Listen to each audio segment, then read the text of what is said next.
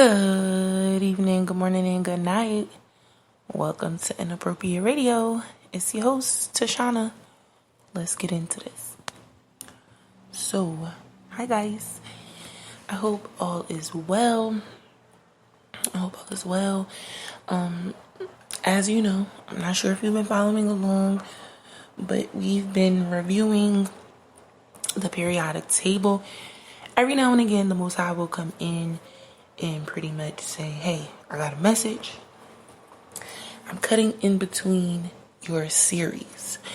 Of course, you don't have to wait for me to go ahead and review the periodic table. But today, this is a sensitive topic. We talk about children. I've always discussed how babies are, blessings, curse breakers, and even how, they need to be protected. We even discuss, knowing your child's birth chart and knowing how to use the chart to protect them against the spirit world and the physical world, because the birth chart will give you great indicators on what to expect as far as warfare, careers, health, social life, status, things like that. We rarely discussed how children affect us on like a grand overall scale, right? So what do I mean? Children, they bring a shift in energy overall, and you have to make sure that the energy that they're bringing in, the new energy, the shift that's coming, you have to make sure that you and both that newborn child are suited for the new energy that's come in. A lot of people, they, have had, unfortunately, the government in their lives, and, children are taken by the state. And we talked about this before, just what some of the rules were briefly, right? It was never like a real topic, for a particular segment. So I think it's important for us to understand the different things that come along with parenting. I don't have kids, but from my experience raising the baby that I did raise, playing a part, and then just watching how, certain things play out. One of the main consistencies that I see where issues can seep in is not making the proper adjustments to invite the child in so that they can flourish. And flourishing means learning, growing, developing, but it also means you as a person being able to really assist the child with their purpose. And a lot of times when parents, doesn't matter who it is, direct paternal, maternal, grandparents, aunties, uncles, whoever it is, right? If a child is in a space where the energy is not suitable to their personal development and their overall purpose, they will be removed, and most of the time early on, especially if the purpose of that child is connected to multiple lives of other people, right? Some babies come in, and all of us are connected to thousands of people, but I mean directly, right? I mean directly able to affect the lives in a grand way of many people.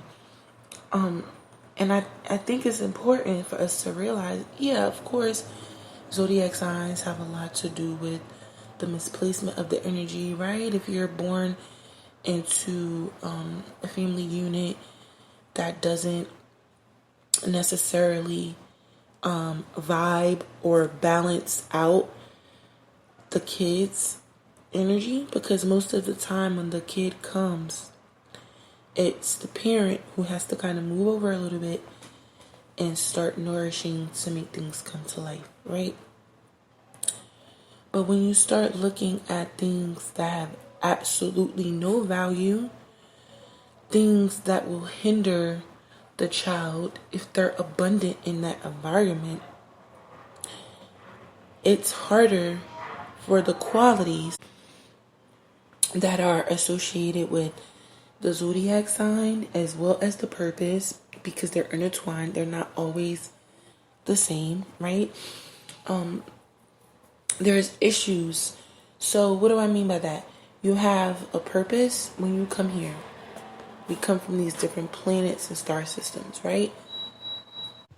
When you come into the threshold of this particular timeline, there are layers to your purpose, right? As far as your soul's journey is concerned, right? Why God created you.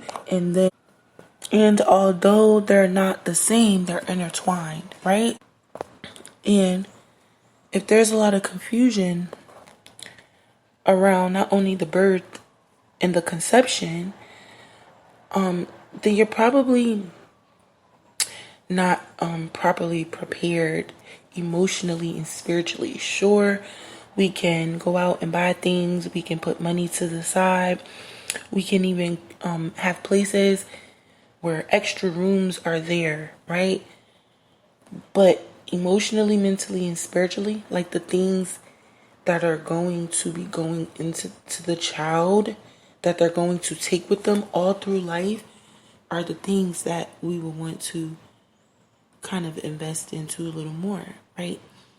Your understanding of that kid's purpose is detrimental, because it's going to be connected to how you create the environment for them. This is going to vary, right? And this is a little bit different from parenting styles and learning styles. This is slightly different from that. Although it may help to, learn about some parenting styles and some learning styles and the dynamics between the different types of relationships, all of those things count. But having the creator as a friend, as an ally, having that relationship will be like number one insight into what it is that God wants you to do for your child to be what they need to be. Now, a lot of times, people don't have that relationship with the creator, so they're unable, and I'm going to back up, because your relationship is going to determine the fruit of it all. A lot of times people just have children because they want to hold on to their need, or because they just were lonely and they want someone to love them. They got pregnant by mistake. Right? There's all these different factors. If you feel your child was a mistake, you don't even have the proper energy in your womb for them to develop. There's many layers, right? And we know this. But when it comes to the physical aspect of them, like once they're born, once they're home with you, this is something you want to focus on. And what's even crazier is because some people innately know they don't have what's required. So what do? They give the child up, right? Whether it's to another family member, an adoption agency, whatever. However, they may decide to go about that. God definitely lays it on the heart to not even take the child with them, because their energy may be so tainted. It doesn't even make sense to go into the home environment from the beginning, right? So I think before, we start focusing on what I'm going to buy my child, what, kind of money they have, what color should the room be, where should we put the crib, it might make sense to ask yourself, am I in the proper emotional space to raise this type of child? What type of child am I giving birth to? Is the kid reincarnated? Is the kid going to finish off cycles? Is the kid going to start new cycles?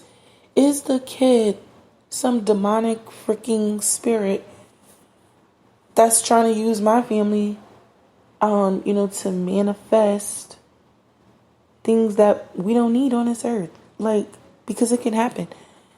And those demonic babies can be born into highly religious families, highly spiritual families, right? No one's exempt from a demon seed or a prodigy. Like, we can all get it. We can all have these types of babies born into our family. So you want to ask yourself, am I cultivating the proper environment for a child with said gifts or not to flourish? Because it's one thing for the Creator to choose you and give you, certain gifts and endow you with certain inheritances. That's all fine and dandy, right? But when you have a kid that doesn't have a particular assignment and they can go left or right, your upbringing, your fine-tuning, your communication, your interaction, everything you place in front of that kid is going to determine a lot of things. Some kids know to go the opposite direction. I'm one who knew to go the opposite direction, but I had already been removed from that environment. To be able to see something different, to know that the environment is just one of many.